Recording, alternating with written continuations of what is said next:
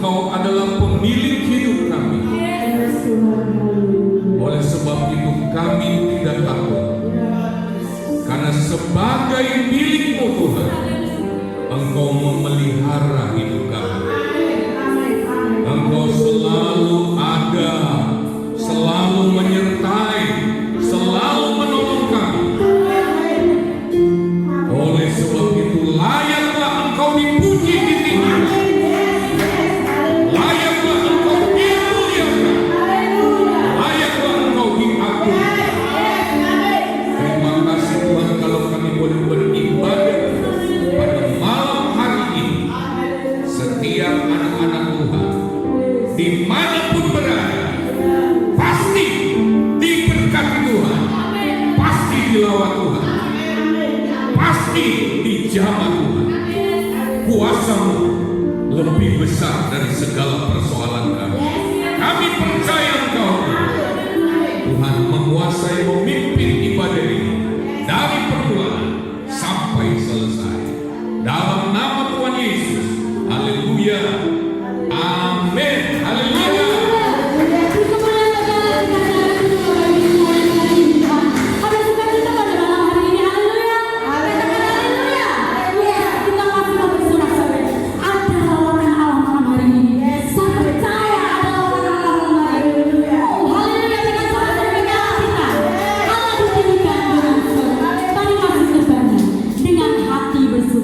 Glory, haleluya.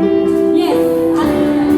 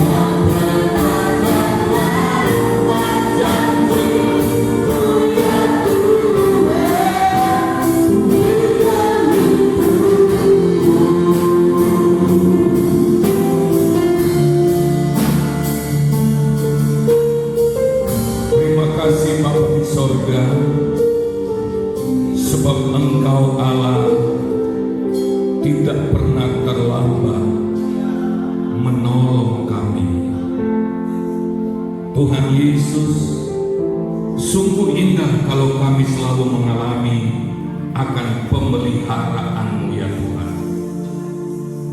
Kami mau selalu dekat dengan Engkau, kami mau selalu percaya akan Engkau ya Tuhan.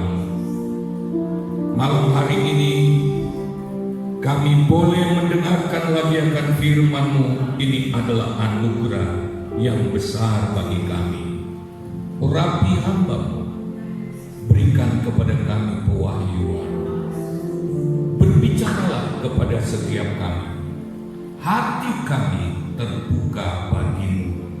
Dalam nama Tuhan Yesus Kristus, kami siap untuk mendengarkan firman Allah. Haleluya, amin. Puji Tuhan saudara-saudara. Apakah saudara percaya Tuhan Yesus baik? Saya sangat percaya bahwa Dia itu adalah Allah yang baik. Tidak pernah Ia meninggalkan anak-anaknya yang berharap kepadanya. Saudara, malam hari ini Tuhan berikan kita lagi kesempatan untuk mendengarkan firman Allah. Firman Allah sangat penting bagi hidup kita, karena Yesus pernah berkata, manusia hidup bukan hanya dari roti saja, tetapi dari perkataan-perkataan Tuhan, dari sabda Tuhan, dari firman Allah yang keluar dari mulut Allah, dari rema yang keluar dari mulut Allah. Mengapa demikian? Karena ada dua dimensi kehidupan. Kita memiliki dua sisi kehidupan. Yang pertama adalah kehidupan kita secara jasmani. Kehidupan jasmani kita perlu roti, perlu makanan-makanan yang bersifat lahiriah.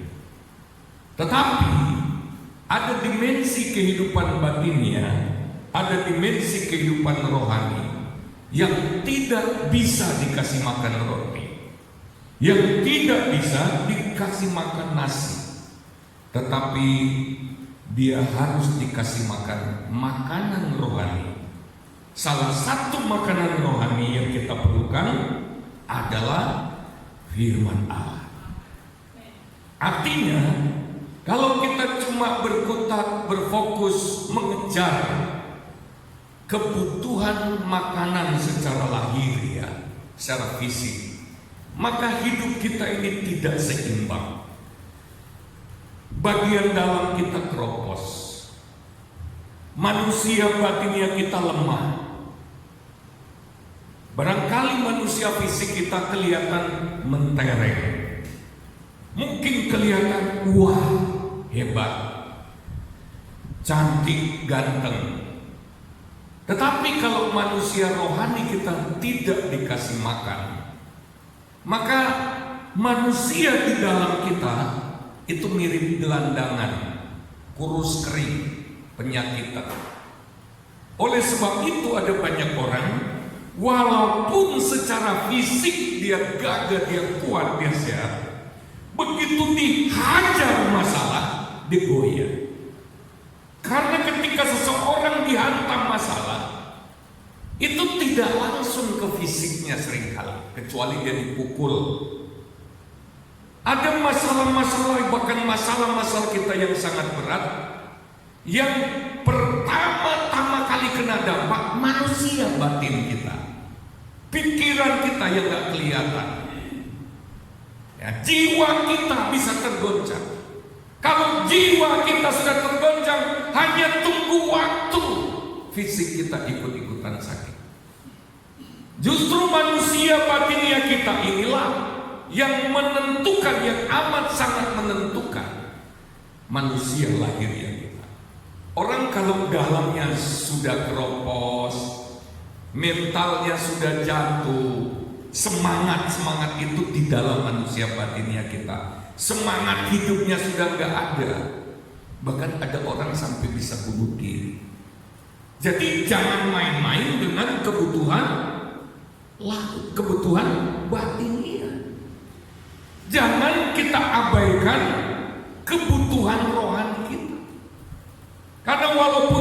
kita kuat, kalau dalamnya hancur, kita akan ampuh total.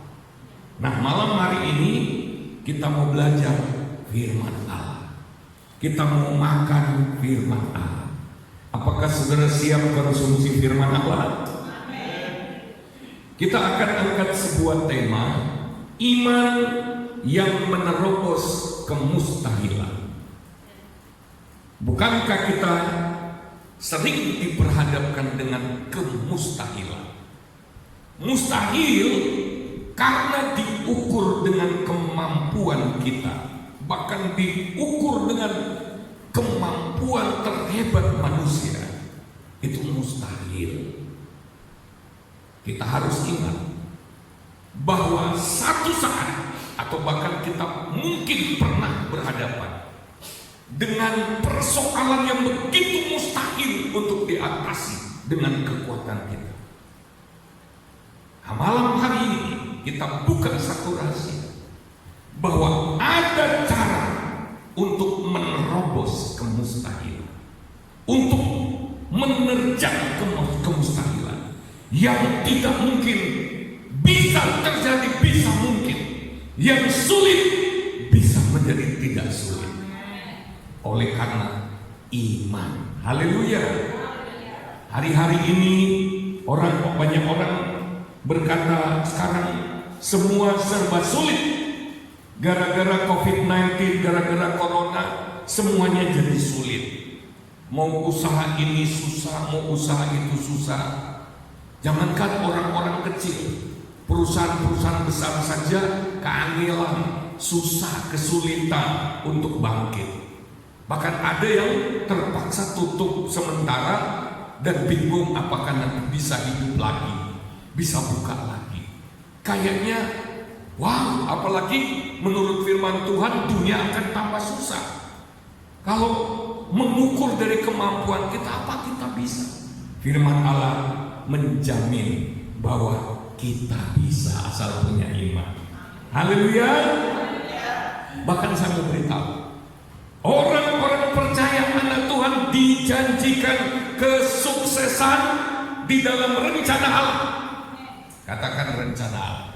Nah, ukuran suksesnya Tuhan dan ukuran suksesnya kita kan beda. Tapi saya mau beritahu bahwa Allah punya kepentingan untuk membuat kita sukses. Karena kalau anak Tuhan, kalau kita orang percaya hidup untuk tujuannya Allah, maka Allah mempunyai kepentingan untuk membuat kita sukses. Tapi untuk kepentingan Tuhan. Kalau hidup kita untuk kepentingan Tuhan, percaya semua bidang kehidupan kita bisa sukses. Karena semua untuk Tuhan. Kalau Allah melihat bahwa ekonomi kita penting bagi Tuhan, keuangan kita penting bagi Tuhan, sudah pasti Dia ingin kita sukses dalam keuangan. Gak ada yang bilang amin? Kalau Tuhan lihat kesehatan kita penting, di mana kita karena sehat kita melakukan hal-hal ilahi yang Tuhan ingin kita lakukan, nggak mungkin Tuhan nggak kasih sukses. Haleluya. Dan sukses dari Tuhan dengan baik-baik itu sukses seutuhnya. Seutuhnya maksudnya bukan hanya dalam satu sisi. Sukses seutuhnya maksudnya bukan cuma karena ini Tuhan itu rohani banget, jadi cuma rohani. Oh, kalau ketaatan luar biasa. Oh, kalau kekudusan luar biasa. Aduh, kesetiaan luar biasa. Tapi dalam kehidupan lahiriah parah. Itu bukan sukses seutuhnya. Dalam perjanjian lama kita lihat banyak orang, banyak anak Tuhan yang diberkati, yang sukses seutuhnya. Contohnya Abraham, dia punya iman yang luar biasa. Dia diberkati secara jasmani luar biasa. Tapi diberkati secara jasmani, bukan untuk kepentingan. Bahkan Tuhan sampai berjanji bahwa orang yang memberkati Abraham juga akan diberkati oleh Tuhan. Haleluya. Artinya apa? Kehidupan kita yang sukses berdampak bagi orang-orang. Nah, apa rahasianya? Abraham menurut kitab Ibrani mempunyai iman yang luar biasa, sabar dalam iman. Waktu Tuhan minta anaknya dikorbankan, Abraham korbankan, tapi bukan terpaksa. Dia jalan aja, penuh keyakinan. Waktu dia jalan, Ibrani mengatakan dalam Ibrani pasal 11, dia siap menyembelih anaknya. Karena firman Tuhan berkata, Abraham itu percaya bahwa Tuhan bisa menghidupkan Ishak anaknya walaupun sudah mati. Amin. Amin. Jadi kalau kita punya iman, Tuhan minta apa yang ada pada kita harus percaya bahwa itu bukan untuk menghancurkan kita. Haleluya. Haleluya. Makanya Tuhan gak minta apa yang gak ada pada kita. Artinya kalau itu perlu bagi Tuhan, pasti dia adain dulu. Haleluya. Waktu Tuhan janji, Abraham kamu akan punya anak, akan punya keturunan yang banyak. Dikasih satu anak. Kalau masih ada 2 anak, mending Tuhan minta yang satu, wes gak apa-apa. Tapi ini cuma 1. Walaupun begitu, Abraham berikan, itu iman yang kuat. Nah, pertanyaannya sekarang adalah bagaimana kita bisa punya iman supaya kita mengalami janji-janji Tuhan, termasuk kita bisa sukses walaupun di tengah-tengah kemustahilan. Mau tahu? Haleluya. Dengar baik-baik, dengar baik-baik ya. Karena Tuhan berkepentingan. Jangan bilang begini, Tuhan, saya sudah puas, saya nggak perlu lagi sukses. Ya kayak gini aja gak cukup. Oh, itu bisa bikin jengkel Tuhan. Karena sekali lagi Tuhan berkepentingan. Amin. Kalau dia bikin sukses kita bukan karena dia cuma mesake kita. Kasihan kalau nggak sukses. Kasihan nih anak Tuhan kekurangan. Kasihan kalau dia mati kelaparan. Aku kasihan. Dasarnya cuma kasihan. Tujuannya cuma buat. Enggak begitu. Kalau Tuhan bertindak, kalau Tuhan melakukan sesuatu, pasti ada tujuan besar bagi dia. Ada tujuan untuk kemuliaannya. Roma 11 ayat 36 berkata, segala sesuatu adalah dari dia, oleh dia, kepada dia, dan bagi dia kemuliaan. Baginya lah kemuliaan sampai selama-lamanya. Jadi kalau Tuhan mau membuat kita sukses, dia akan cari, dia akan periksa kualitas manusia batinia kita, kualitas rohani kita, motivasi kita benar nggak, murni nggak. Makanya kita anak Tuhan, kalau mau diberkati Tuhan, jangan motivasinya supaya hidupku kaya, supaya hidupku seneng, supaya orang angkat tangan menghormati, bukan supaya saya bukan. Itu motivasi campuran, nggak murni. Motivasinya satu saja, memuliakan Tuhan. Kalau kita kerja, bukan pertama-tama motivasinya untuk mengumpul duit, tapi untuk kemuliaan Tuhan. Itu kepentingannya Tuhan. Oleh sebab itu kalau ada anak Tuhan yang bilang, aku ora usah diberkati lebih-lebih. Wah, ini bikin kecewa Tuhan. Kalau kita sudah nggak hidup buat tujuan Tuhan, Tuhan akan juga katakan buat apa? Bikin game saja, dia sudah nggak hidup bagi Tuhan. Atau sebaliknya, orang yang nggak mau hidup lagi bagi kepentingan Tuhan sudah berpuas diri. itu dia bisa hancur gitu. Berbahaya. Karena dia nggak punya tujuan yang benar lagi. Orang kalau sudah nggak punya tujuan hidup yang benar, dia akan salah arah hidupnya. Dia akan hidup menikmati kedagingan, hawa nafsu daging. Berbahaya kalau kita nggak punya tujuan ilahi lagi. Oleh sebab itu, pastikan bahwa hidup kita tetap punya tujuannya Tuhan. Tuhan akan memberkati kita. Nah, kita lihat sekarang bahwa untuk bisa sukses, untuk bisa diberkati, untuk bisa menerobos kemustahilan, kita harus memiliki iman yang kuat. Kita baca dulu ayat firman Allah dalam Matius 17 ayat 20. Matius 17 ayat 20. Ada yang bisa baca dengan suara keras, baca dengan semangat. Matius 17 ayat 20. Mari baca. Matius 17. Maju ke depan supaya kedengaran, ya. Matius 17 ayat 20.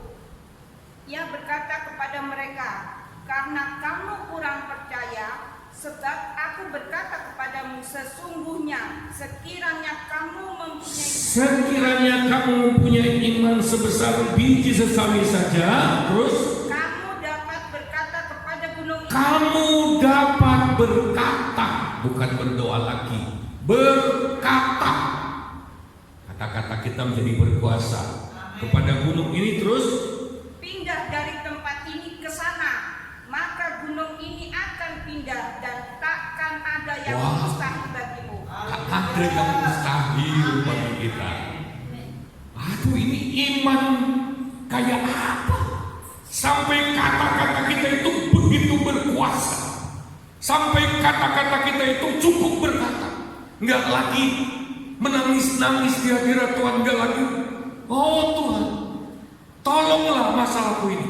Oh Tuhan, angkatlah masalahku ini. Oh Tuhan, bagaimana?" Enggak lagi begitu. Langsung berkata, "Hei gunung, pindah ke sana." Gunung akan pindah.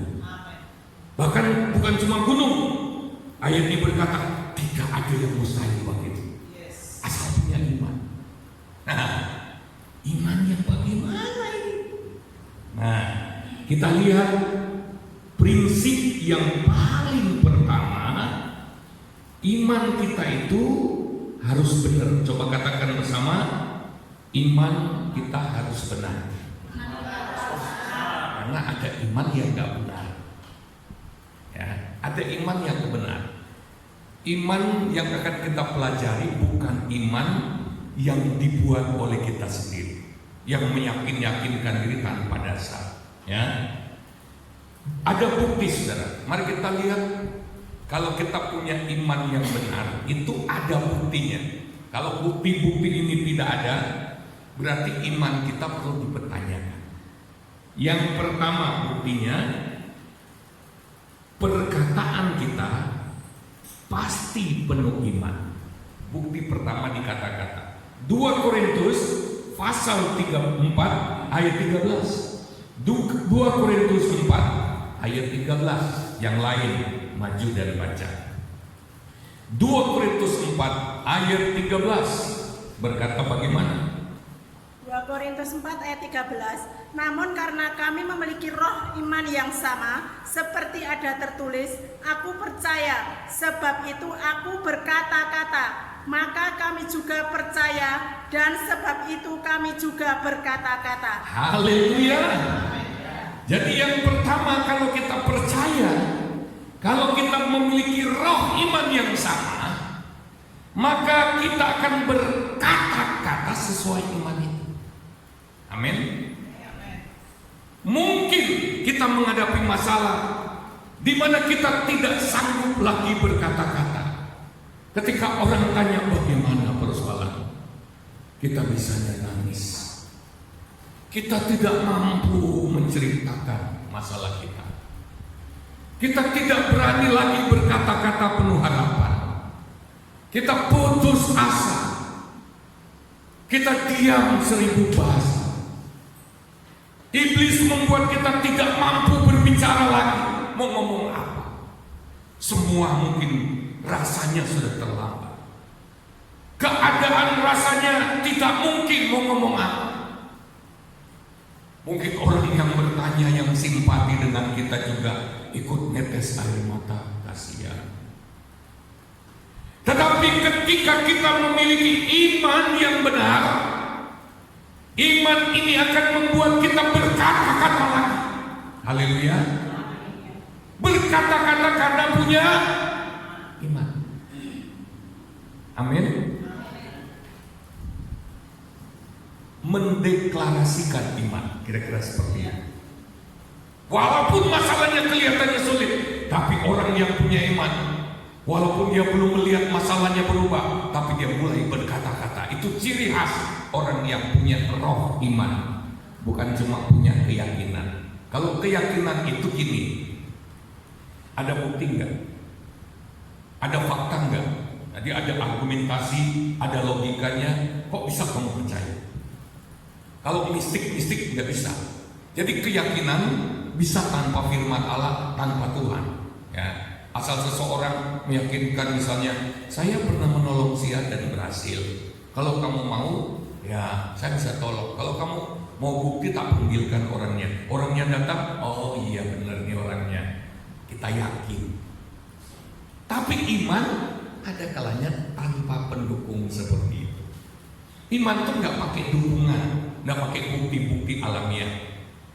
Dia pakai buktinya hilang. Dia nggak mencari-cari dalam situasi, dalam realita. Tapi kenyataannya enggak. Iman nggak didasarkan realita. Justru iman bisa mengubah realita. Haleluya. Iman bisa mengubah kenyataan. Dia tidak didasarkan pada situasi kondisi. Iman bisa mengubah situasi dan kondisi. Oleh sebab itu, iman tidak terpengaruh situasi kondisi. Apapun kondisi hidupmu, iman tidak bisa dirontokkan oleh situasi kondisi. Justru iman bisa mengubah situasi kondisi yang sulit. Saya tepuk tangan begitu. Jadi berkati dengan firman Allah ini. Haleluya. Bukti yang kedua kalau kita punya iman. Yakobus pasal 2 ayat 14 sampai 22. Bukti.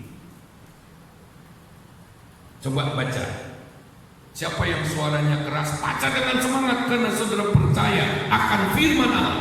Baca dengan semangat. Cepat. Yakobus 2 ayat 14. Apakah gunanya saudara-saudaraku jika seorang mengatakan bahwa ia mempunyai iman padahal ia tidak mempunyai perbuatan? Dapatkah iman itu menyelamatkan dia? Ayat 15 22. Ayat 22, kamu lihat bahwa iman bekerja sama dengan perbuatan-perbuatan, dan oleh perbuatan-perbuatan itu iman menjadi sempurna. Haleluya. Jadi iman itu ada perbuatan. Makanya bukti imanmu benar itu terlihat, dibuktikan oleh perilaku, oleh gaya hidup gaya hidup kita yang menunjukkan iman ini. Misalnya kalau tadinya kita penuh ketakutan, kita terpuruk, kita tiduran melulu, wajah kita wajah muram. Begitu kita dapat iman bahwa ada pertolongan Tuhan, perilaku kita berubah. Kita bangun dari tidur, wajah kita jadi bersinar. Tadi kata-kata kita jadi lain. Perilaku kita juga menunjukkan, gaya hidup kita bisa mengherankan orang. Kok kayak orang gila, masalahnya itu masih berat, lah kok sudah singsot, lah kok nyanyi, kok bisa ini orang aneh, kok bisa melompat-lompat, apalagi penuh dengan kegirangan. Aneh. Nah saudara, orang yang punya iman tidak mungkin bertindak berbeda dengan imannya. Saya bilang amin. Saya bilang amin. Jadi iman yang benar ada buktinya dalam perbuatan. Terlihat. Kalau ada orang mengaku percaya pertolongan Tuhan, tapi dia masih jalan tertunduk, ditanya orang, nggak berani natap, malu, karena baru gagal, baru hancur, dan nggak bisa bangkit-bangkit, jalannya tertunduk, mukanya tetap kayak kates yang mateng, bosok. Itu sebenarnya dia nggak punya iman. Karena orang yang punya iman pasti ada bukti dalam perbuatan.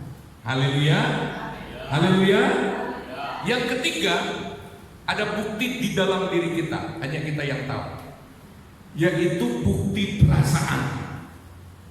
Ada bukti perasaan. Dalam Markus 11 ayat 23. Coba yang lain lagi, gantian maju dan membaca dengan nyaring. Markus pasal 11 ayat 23 berkata apa? Ya, coba. Markus 11 ayat 23, Aku berkata kepadamu, sesungguhnya barang siapa berkata pada gunung ini, beranjaklah dan tercampakkanlah ke dalam laut, asal tidak bimbang hatinya, tetapi percaya bahwa apa yang dikatakannya itu akan terjadi, maka hal itu akan terjadi baginya. Dengar baik, tidak ada perasaan bimbang. Haleluya, itu bukti dalam diri. Kalau kita masih bimbang-bimbang, iman kita belum benar. Walaupun mulut kita sudah mengakui, kita sok bergaya, Tuhan sudah tolong saya. Tapi begitu pulang rumah sendirian, perasaan kita jadi takut, jadi bimbang lagi, berdebar-debar, mulai tanda tanya apa iya ya. Itu iman belum benar. Kalau iman itu benar, itu nggak ada bimbang sama sekali. Bahkan dibikin bimbang nggak bisa. Dengar ya, orang yang punya iman yang benar, kalau imannya benar, nanti kita belajar bagaimana iman itu benar. Kalau sudah punya iman yang benar, dipengaruhi, dibikin bimbang, dicoba dibikin ragu-ragu, nggak bisa. Imannya tetap kencang, imannya nggak bisa dirontokkan karena imannya benar. Haleluya. Memang kita harus pelihara iman sih, tapi kalau pas kita dapat iman itu nggak bisa. Hati kita penuh dengan keyakinan. Tadi kita belajar tentang prinsip yang pertama, imannya harus benar. Itu prinsip pertama. Untuk mengalami, untuk memiliki iman mujizat, kita harus memiliki iman yang benar. Prinsip yang kedua, prinsip itu berarti tanpa itu nggak jadi, itu dasar.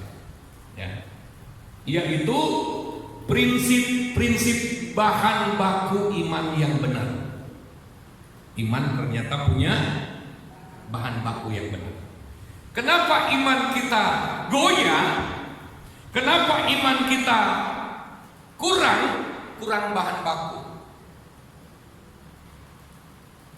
Kenapa iman kita bisa dikalahkan oleh situasi, bisa dirontokkan oleh situasi? Karena imannya bahan bakunya salah. Bahan bakunya cuma diyakinkan orang lain. Dengar kesaksian itu juga meneguhkan, tapi itu bukan bahan baku utama iman. Mungkin kita dengar kesaksian si A mengalami kesulitan besar, ditolong Tuhan, yang menguatkan iman. Amin.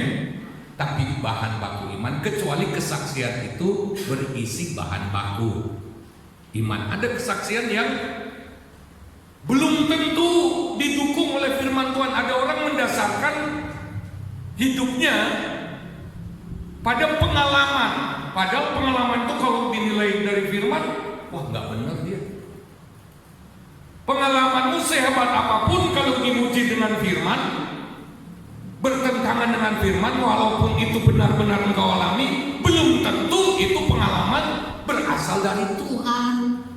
Haleluya. Makanya kita tidak bisa mengganti firman dengan pengalaman. Hati-hati ya. Jangan sok, tapi aku alami kok. Kamu mau ngomong apapun aku mengalami. Aku praktek kayak gitu. Ternyata begitu orang lain praktek tidak mengalami seperti dia. Makanya iman kita tidak bisa didasarkan pada pengalaman orang lain. Haleluya. Haleluya. Nanti kecewa. Beda saudara. Ya mungkin dia alami itu pada levelnya dia bisa juga. Tapi kalau kita belum sampai ke levelnya dia, jangan berharap kita alami seperti dia. Makanya iman kita itu sangat pribadi antara kita dengan Tuhan. Tidak bisa nempel, tidak bisa gandeng iman orang lain. Amin. Nah, kita lihat ya prinsip bahan baku. Kalau kita mau bikin rumah, bahan bakunya kayu, semen, batu, dan lain sebagainya kan?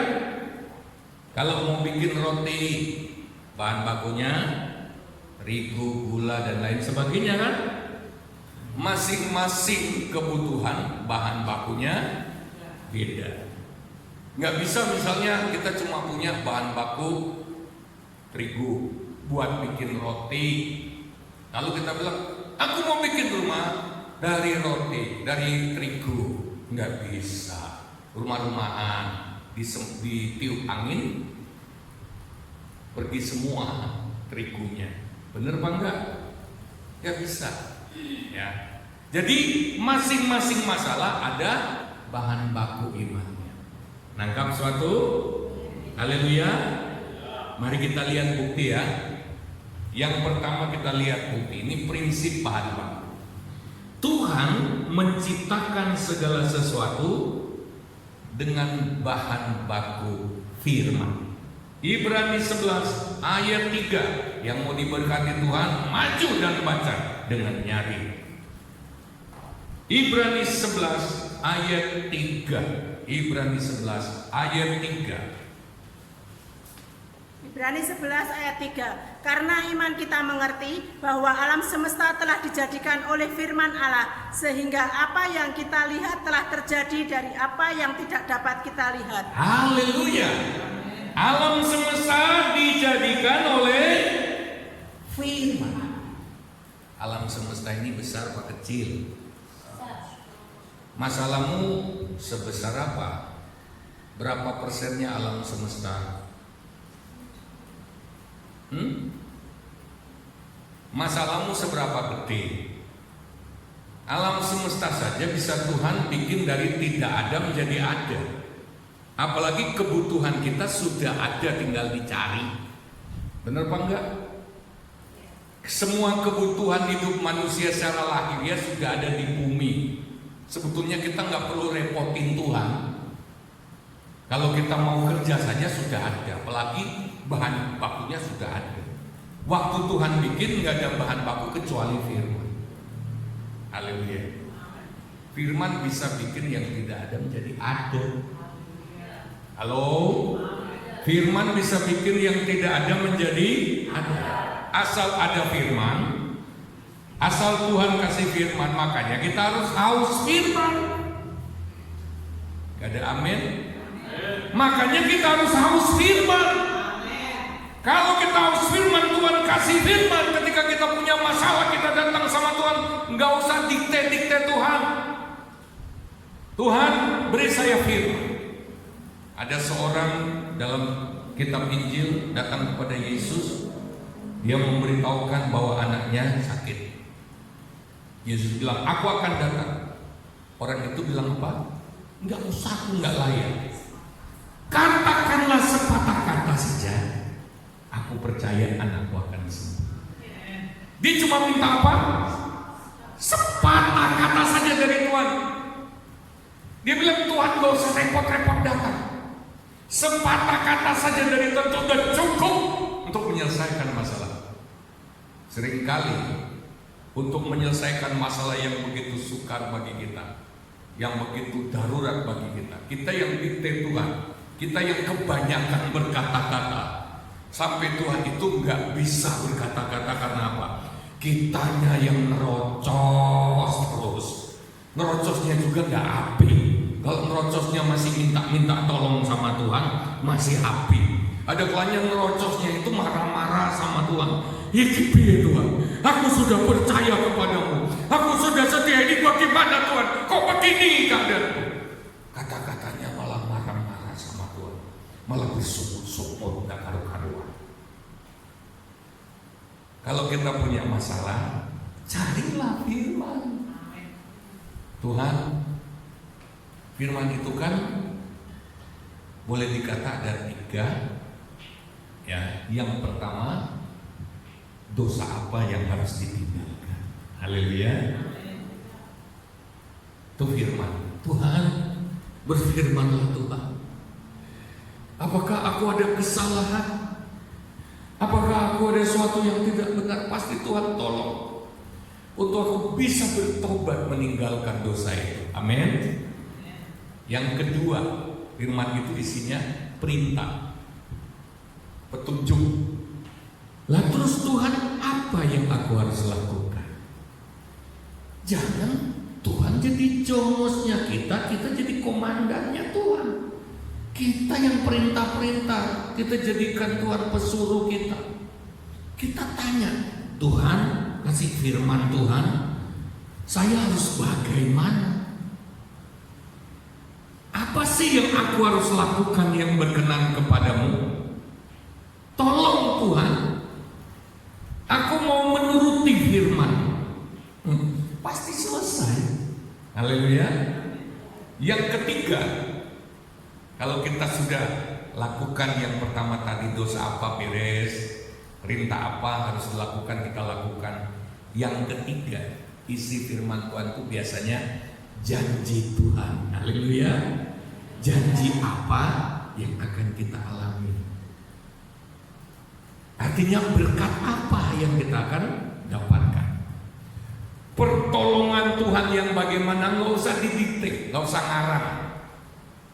Karena seringkali Tuhan menolong kita itu beda dengan yang kita doakan. Jalan ceritanya beda. Haleluya. Haleluya. Haleluya. Tuhan mau nolong. Kayak orang Israel dibawa keluar dari Mesir menuju mana? Tanah perjanjian. Aturannya kalau jalan lurus itu 11 hari aja sampai. Tapi Tuhan bikin muter padang gurun selama berapa tahun? Kenapa 40 tahun? Karena mereka sudah keluar dari Mesir, tapi Mesir nggak keluar dari hati mereka. Mereka masih kelingan, masih teringat waktu mereka susah. Ya, di padang gurun mereka ingat, di Mesir kita masih bisa makan, di sini kok susah sekali. Ingat-ingatan mereka akan Mesir masih penuh. Rupanya orang Israel itu double-nya bukan main, sehingga butuh 40 tahun untuk membersihkan Mesir dari dalam hati mereka. Kenangan-kenangan Mesir itu butuh 40 tahun. Ikatan-ikatan hidup Mesir itu butuh 40 tahun. Nah sekarang coba tanya kiri kanan, tanya orang sebelahmu, coba tanya, kamu butuh berapa lama untuk berada di padang gurun supaya Mesir keluar dan kamu boleh masuk tanah perjanjian? Butuh berapa lama? Ayo. Ayam kalau dipenggal kepalanya cuma beberapa menit mati, tapi dia masih bisa terbang. Lalu jelek mati. Coba disamurai ayam lagi jalan, dia langsung terbang walaupun kepalanya sudah putus. Kenapa dia masih bisa terbang? Pembawaan badannya, kebiasaan terbangnya, kebiasaan larinya. Padahal aslinya sudah mati. Kalau kecoa butuh 3 hari gitu. Ya, itu kecoa. Nah, Tapi kalau kita seringkali butuhnya berapa lama? 40 tahun. Eman-eman buang-buang waktu sia-sia. Harusnya sudah mengalami tanah perjanjian, nyatanya 40 tahun. Haleluya. Coba bilang kiri kanan, aku nggak mau 40 tahun. Jadi kalau kita berdoa, jangan bilang begini, aku berdoanya kok aku nggak pernah, padahal Tuhan sudah jawab pakai cara lain. Tuhan mulai dengan B. Haleluya. Haleluya. Atau dia bilang, saya kan mintanya Z, lah kok dapatnya L? Karena Tuhan bilang kamu harus mulai dari L. Haleluya. Baru M, baru N. Banyak anak Tuhan menuduh Tuhan nggak menjawab doanya, padahal Tuhan menjawab. Ada seorang istri berdoa buat suaminya supaya bertobat, ya, supaya bertobat. Ternyata waktu Tuhan jawab, suaminya yang narkoba malah ditangkap polisi, masuk penjara. Lalu dia ngomel-ngomel, aduh, aku berdoa supaya suamiku bertobat, pergi gereja bareng saya. Lah kok malah bikin kasus. Dulu belum masuk penjara, malah sekarang jadi masuk penjara. Dia bingung, kok Tuhan caranya begini. Apa Tuhan itu nggak dengar doa saya? Tuhan nggak dengar. Nah, ternyata suaminya baru bertobat ketika di penjara. Di penjara dia dilayani. Kami banyak menemukan orang-orang di penjara, karena kami juga melayani di penjara, orang-orang yang baru bertemu Tuhan ketika di penjara. Begitu keluar, baru dia jadi baik, dia bertobat.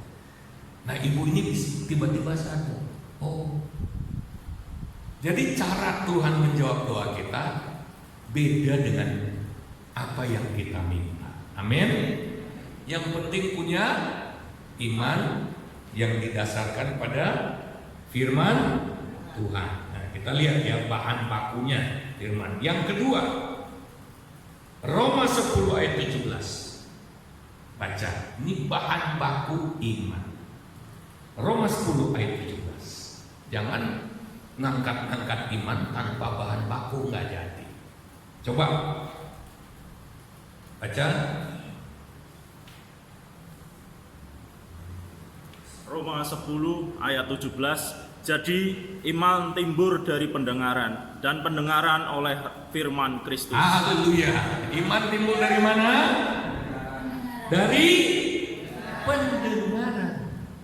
Pendengaran terhadap firman Kristus. Maksudnya apa? Kita itu cuma disuruh dengar, terima firman.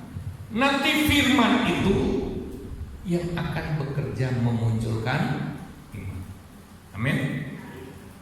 Sama seperti kalau kita konsumsi obat, dokter bilang minum 3 kali sehari. Kalau kita sudah minum, ada kalanya dokter bilang udah gak usah bikin apa, malah kamu harus tidur aja, banyak istirahat. Nanti obat itu kerja diri. Haleluya. Kita nggak perlu bilang begini, sehatlah badanku, ayo dong sehat. Bagaimana kamu ini? Ayo dong, tak ngeden lagi. Sehat. Waduh, nggak perlu ngeden-ngeden. Kalau obatnya sudah masuk, obatnya pasti bekerja. Kalau saudara lihat orang yang mabuk alkohol, dia nggak perlu pura-pura mabuk, nggak perlu. Dia cukup minum saja. Kalau alkoholnya sudah masuk cukup, dia mabuk diri, mabuk sendiri dia. Kalau kita sudah terima firman, udah. Kalau firman masuknya sudah cukup, bahan bakunya sudah cukup, timbul sendiri imannya. Kenapa ada orang sulit sekali untuk percaya Tuhan? Sudah didoakan hamba Tuhan, dari hamba Tuhan Bule sampai hamba Tuhan Pak Ale, sama saja dia tetap ketakutan. Dia tetap masih bingung. Kenapa? Disuruh percayalah, percaya Tuhan ya, harus percaya. Dia bilang sih amin, ya aku percaya. Begitu pendetanya pergi, disuruh gemetar lagi. Kenapa? Dia nggak punya bahan bakunya. Makanya banyak anak Tuhan walaupun janji Tuhan itu hebat-hebat, dia nggak mengalami mujizat, nggak punya iman. Pandang enteng soalnya dengar firman berlalu begitu saja. Padahal Alkitab berkata, langit bumi akan berlalu, tapi firman itu kekal selama-lamanya. Namun banyak firman yang berlalu dari hati anak-anak Tuhan, nggak ada gunanya. Walaupun setiap hari kita dengar firman, tapi kalau kita pandang enteng firman, jangan harap pada waktu kita berbenturan masalah besar, kita keok, nggak punya iman. Firmannya disia-siakan, nggak direnungkan. Apalagi kalau Tuhan itu ukurannya kan beda. Saya mau beritahu, siapakah orang sombong itu? Orang sombong itu ada orang yang pandang enteng Tuhan, merasa diri bisa. Orang sombong itu adalah aku belum mendesak, aku nggak butuh firman, aku mesti kuat. Orang yang nggak peduli firman itu orang yang kesombongannya tinggi, karena dia merasa nggak butuh firman. Hati-hati, kalau kita sudah seperti itu, hanya tunggu waktu Tuhan menekuk kita, Tuhan bisa menghancurkan kita, Tuhan bisa menghajar kita, Tuhan bisa mensesak kita, mendisiplin. Lebih baik kita rendah hati, karena tadi dari awal sudah dikatakan, kita itu hidup bukan hanya dari roti, tapi kita hidup dari firman Allah. Haleluya. Jangan sombong, hargailah firman-Nya selama firman Allah masih diberitakan kepada kita. Jangan sampai satu waktu kita dibikin terpuruk, diizinkan terpuruk, dan tidak ada firman yang datang. Yang ketiga, ya, bahan baku, ini prinsip bahan baku. Imanlah yang memberi kita bahan baku untuk memiliki pengharapan yang dasarnya. Ibrani pasal 11 ayat 1. Ibrani 11 ayat 1, iman adalah dasar dari segala sesuatu yang kita harapkan dan bukti dari segala sesuatu yang tidak kita lihat. Jadi kita lihat prinsipnya. Jadi iman, ya, yang memberikan kita bahan baku, firmanlah yang memberikan kita bahan baku untuk memiliki pengharapan yang kuat. Adakah di antara kita yang sudah nggak berani berharap karena merasa mustahil? Adakah di antara kita yang sudah nggak punya bahkan pengharapan, bahkan ingin mati? Sudah begitu berat. Orang kalau nggak punya pengharapan, dia akan cepat tua, cepat mati. Karena ada sebuah eksperimen, tikus dicemplungkan di dalam sebuah wadah yang berisi air. Ada 2 wadah, dibatasi. Tikus yang satu ditutup rapat, jadi dia nggak bisa lihat apa-apa lagi. Ya. Tikus yang satu dikasih lubang di atas, tapi dia nggak bisa menjangkau. Dia mencolot. Nah, apa yang terjadi saudara?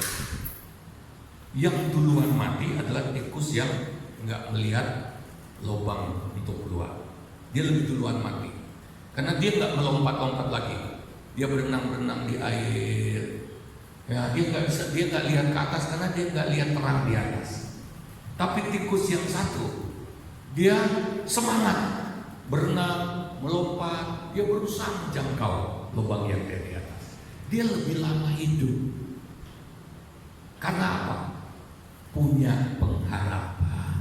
Haleluya. Haleluya. Jadi betapa pentingnya anak-anak Tuhan punya pengharapan. Sekali lagi nggak peduli situasimu seperti apa. Yang penting punya iman.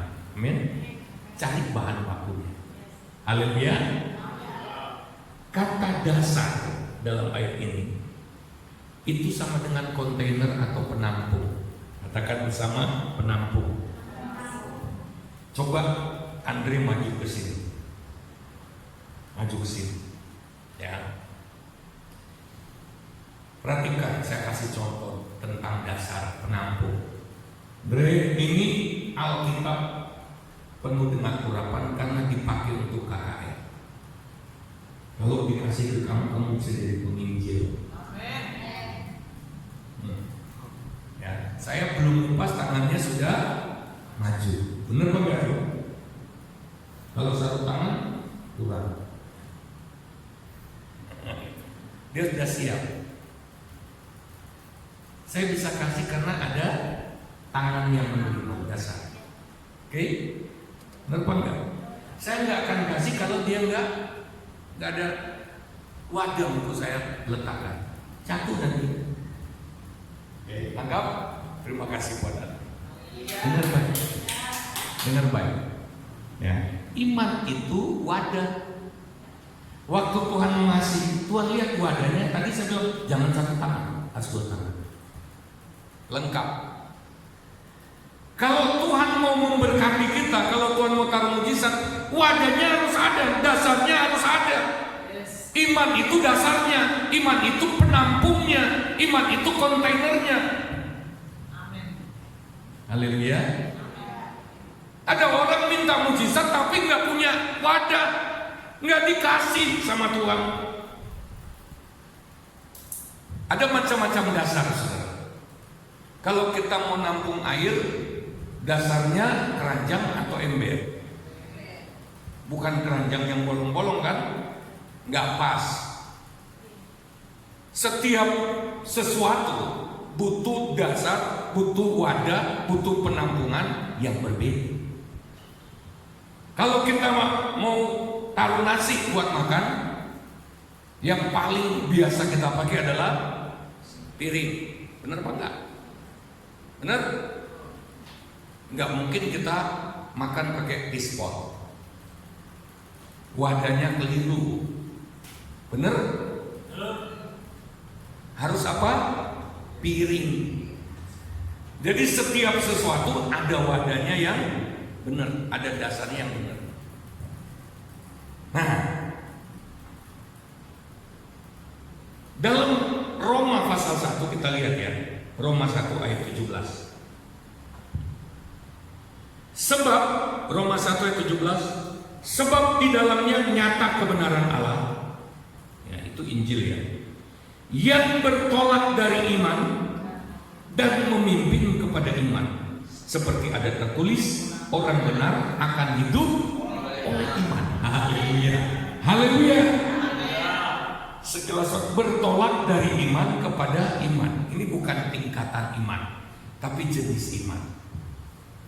Persoalan yang satu, butuh iman dengan bahan baku yang cocok. Haleluya.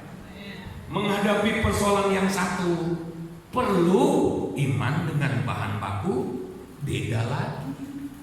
Amin. Ada iman keselamatan, ada iman karunia roh, ada iman pada janji-janji Tuhan. Coba katakan janji-janji Tuhan. Bukan janji Tuhan, tapi janji-janji Tuhan. Bukan satu. Janji Tuhan gak macam-macam. Kalau kita perlu mujizat kesembuhan, ada bahan bakunya. Baca semua firman Allah yang menjanjikan kesembuhan. Baca semua alasan dalam firman Allah, renungkan semua alasan, semua dasar dalam firman Allah, sampai itu jadi iman, maka kau akan punya wadah untuk terima kesembuhan. Ada orang maunya jalan pintas, nggak mau renungkan firman, doakan saya sembuh. Ya bisa sih sembuh mujizat, bisa. Tapi kalau sakit lagi gimana? Karena kesembuhan perlu dipelihara dengan iman. Kenapa ada orang sudah sembuh sakit lagi? Sudah mengalami mujizat sembuhan sakit lagi, dia nggak punya iman. Lah kenapa? Waktu dia sudah sembuh, lalu kemudian pada suatu hari tiba-tiba gejalanya muncul. Karena dia nggak punya iman, dia mengaminkan gejalanya. Aduh, gejalanya muncul menaik. Aduh, gejalanya muncul lagi. Aduh, tanganku semutan. Aduh, bagaimana ini? Aduh, perutku mulai sakit, dadaku mulai mendekat. Aduh, bagaimana ini? Bawa saya ke rumah sakit. Dia percaya penyakitnya datang lagi. Iman itu perlu bahan baku, termasuk untuk memelihara diri dalam janji Tuhan. Kenapa ada orang diberkati, luar biasa diberkati, tapi kemudian ketika ada goncangan ekonomi dia jadi stres. Dia tidak tahu, kayak zaman sekarang, musim sekarang ini, COVID. Dia bingung, dia gelap pikiran, dia nggak tahu harus berbuat apa-apa. Dia mengiyakan, ini pasti usahaku hancur, pasti usahaku gede. Kenapa? Padahal waktu dia bisa bangkit itu berkat Tuhan. Waktu dia bangun usahanya itu karena iman, dia percaya kepada Tuhan. Tapi kenapa ketika goncangan ekonomi dia aminkan? Dia nggak memelihara iman. Haleluya. Dia lupa. Dia nggak percaya lagi pada Tuhan. Imannya jadi lemah. Dia zona nyaman sehingga dia tidak memupuk lagi imannya. Dia nggak lagi bersyukur dan berkata, terima kasih Tuhan. Kalau Engkau percaya lebih, aku siap. Aku nggak peduli musim COVID-19, musim Corona. Tapi kalau Tuhan mau berkati aku, bisa saja Tuhan berkati. Kalau Tuhan lihat aku bisa dipercaya, aku percaya. Justru di musim sekarang, bisnisku akan berlipat ganda. Haleluya. Bisa lebih kemuliaan bagi Tuhan. Itu prinsipnya ya. Jadi iman kita itu harus lengkap, dari iman kepada iman, dari iman pada iman, iman satu kepada iman satu, iman satu beriman satu. Haleluya. Supaya semua janji Tuhan kita nikmati. Jadi jangan satu saja. Yang penting gua sudah percaya Yesus selamat, mau mati nggak apa-apa, masuk surga. Lah Tuhan punya kepentingan melalui hidupmu. Amin. Tuhan punya kepentingan, coba katakan, Tuhan punya kepentingan. Kita harus tetap maju. Dalam Lukas 2 ayat 52, kita lihat gambarannya di Yesus. Dia lengkap. Dan Yesus makin bertambah besar, fisiknya diberkati tambah besar. Amin. Fisiknya. Dan bertambah hikmatnya. Wah, hikmat intelektualnya juga tumbuh. Amin. Dia diberkati di situ, ya. Apalagi dan makin dikasih oleh Allah, spiritualnya, rohaninya bertumbuh.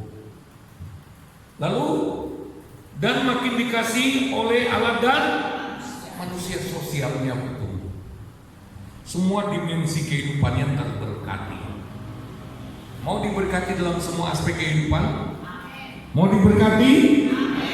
Butuh dari iman kepada iman. Katakan dari iman kepada iman. Haleluya. Makanya imanmu harus tumbuh. Katakan bersama, iman harus bertumbuh. Jadi jangan mentok. Kalau mentok ya janji Tuhan yang kau akan alami mentok. Bengak-bengok berteriak-teriak berdoa nggak mengalami. Tapi kalau imanmu terus tumbuh dari iman satu ke iman satu ke iman satu, tumbuh, semua janji Tuhan bisa kita nikmati. Jadi jangan seperti iman anak kecil. Diajari bapak ibunya berdoa. Kalau berdoa untuk makan, Bapa di surga berkatilah makanan ini dalam nama Yesus. Amin. Satu waktu dia di jalan, ada kebo yang muncul, yang lepas. Dikejar kebo, dia berdoa lagi, Bapa di surga berkatilah makanan ini dalam nama Yesus. Amin. Lah karena itu anak kecil, Tuhan itu jawab doanya, kebunnya itu berhenti, nggak jadi itu, nggak jadi nabrak dia. Lah tapi itu kan anak kecil, TK. Tuhan juga kasihan sama dia masih kecil. Tapi kalau kita sudah mengerti, nggak bisa pakai doa yang sama. Sakit, Tuhan berkatilah makanan ini dalam nama Yesus, amin. Nggak bisa cara berdoa begitu. Lah ada iblis datang menyerang, kita doanya sama, Tuhan berkatilah makanan ini dalam nama Yesus, amin. Kita bukan anak kecil, kita diajar untuk tumbuh dewasa. Haleluya. Jadi jangan cuma punya satu firman diterapkan kepada semuanya. Lah untuk apa firman yang lain? Firman Tuhan berkata juga begini, perkatakanlah firman itu. Tuhan katakan pada Yosua, maka hidupmu akan berhasil, akan beruntung. Haleluya. Haleluya. Coba katakan perkatakan. Lah yang mana? Seluruhnya. Haleluya. Kalau mau sukses dalam seluruhnya, perkatakan seluruhnya. Yang mana? Cari sendiri. Haleluya. Haleluya. Ya. Bahan dasar itu juga berarti itu tadi kita sudah jelaskan. Kalau kita mau bikin sesuatu harus ada bahan bakunya, ya, bahan dasar namanya.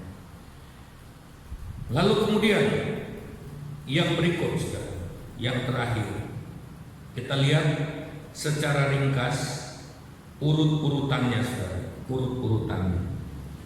Jadi kalau kita sedang berharap mengalami mujizat Tuhan, kira-kira urutannya seperti ini. Pertama, kita harus memiliki bahan bakunya, yaitu pengharapan akan mujizat yang dasarnya kuat. Katakan pengharapan. Nah, untuk memiliki pengharapan, kita harus memiliki bahan bakunya, yaitu iman. Karena pengharapan kita harus didasarkan pada iman. Urutan berikutnya, kalau begitu kita harus cari bahan bakunya iman, yaitu firman. Jangan berhenti, oh iya, saya berharap saya iman. Imannya dasarnya apa? Cari firman. Amin. Baru kemudian yang keempat, ya, kalau kita sudah dapat bahan bakunya iman, ya, kita tumbuhkan lagi dalam perilaku. Amin. Kita bergaya hidup seperti yang kita imani. Nah, saya ulangi lagi, karena itu iman itu bahan bakunya firman. Oleh sebab itu 3 hal harus kita lakukan. Yang pertama, harus bergaul karib dengan dan intim dengan Tuhan. Bergaul karib, karena yang punya firman adalah Tuhan. Amin. Mau dengar Tuhan berfirman? Ini bukan soal asal comot ayat, bukan. Ini rema. Coba katakan rema. Rema itu kita dapatkan kalau Tuhan ngomong. Entah itu pakai ayat Alkitab, entah itu Tuhan bicara langsung, apapun itu yang tidak bertentangan dengan Alkitab. Dan hanya orang yang dekat dengan Tuhan yang gampang sekali bisa mendengar rema dari Tuhan. Haleluya. Yang kedua, kita harus intim atau bergaul karib dengan firman Allah. Harus kecanduan firman. Harus haus firman, selalu tertarik. Bukan cuma baca tapi merenungkan. Ini penting, ya. Bergaul karib dengan firman, bukan cuma merenungkan tapi juga melakukan. Katakan bersama, melakukan. Hati-hati kalau kita dengar firman Tuhan, khotbah yang bagus-bagus tapi nggak melakukan. Lama-lama hambar, lama-lama biasa saja. Hati-hati, hati-hati. Yang akan membuat kita bergairah, bersemangat ketika kita melakukan satu firman, lalu terjadi dalam hidup kita. Itu luar biasa. Yang berikutnya, saudara, yang harus kita lakukan, kita harus melatih, mempertajam 3 indera rohani. Karena kita kan harus dengar rema dari Tuhan. Amin. Amin. Latih 3 indera rohani kita. Nah, lalu kemudian bertindaklah berdasarkan iman yang kita dapatkan dari firman Allah. Mari silakan pemain musik maju ke depan. Haleluya. Haleluya. Apakah sudah diberkati Tuhan? Saudara, tidak ada yang mustahil bagi Tuhan. Tapi harus paralel dengan itu, tidak ada mustahil bagi orang yang percaya. Tidak ada yang mustahil bagi Tuhan. Itu satu paket dengan tidak ada yang mustahil bagi orang-orang yang percaya. Ya, lagu terakhir tadi, kuasa mau lebih besar. Kuasamu terlebih besar.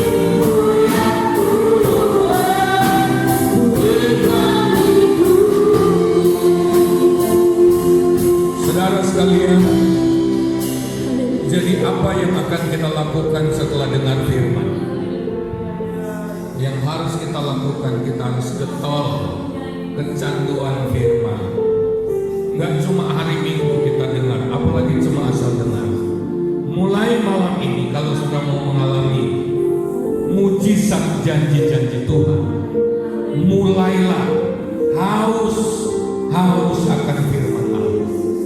Firman Allah ini penolong, firman Allah ini ajaib.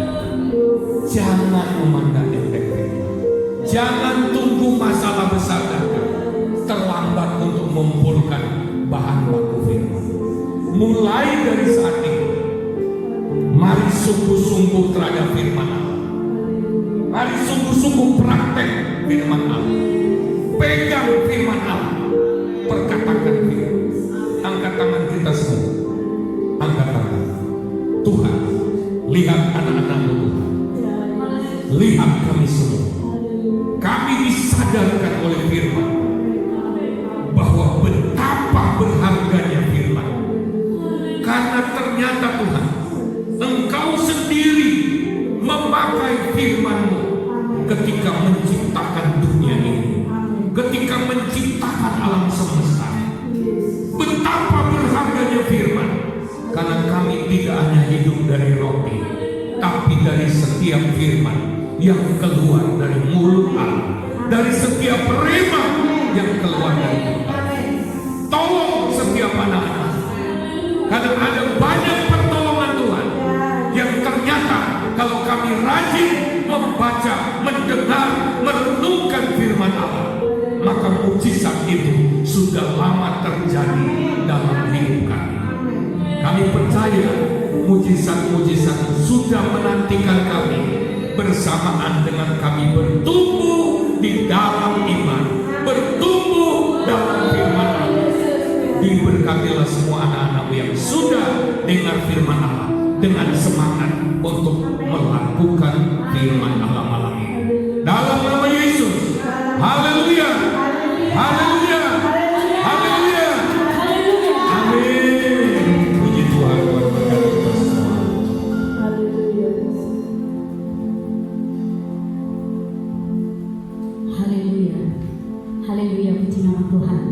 Glory bagi Yesus bagi Allah kita. Kami akan memberikan persembahan pada malam hari ini. Haleluya. Mari masuk berikutnya dengan hati bersyukur. Haleluya.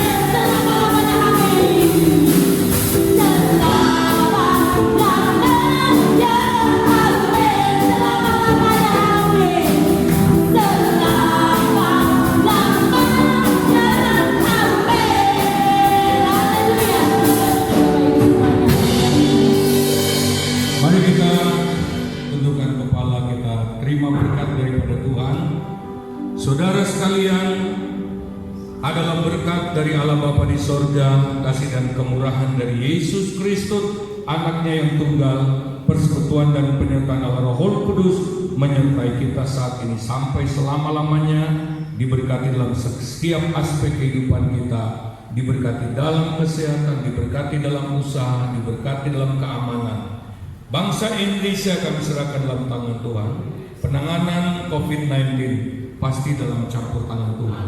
Ketika agenda Tuhan tercapai semuanya, COVID-19 pasti berakhir. Tetapi yang kami pastikan, kami anak-anak-Mu ada dalam perlindungan Allah, ada dalam pimpinan Allah, bahkan hidup dalam mujizat Allah. Dalam nama Tuhan Yesus Kristus, kami akhiri ibadah kami. Haleluya. Amin.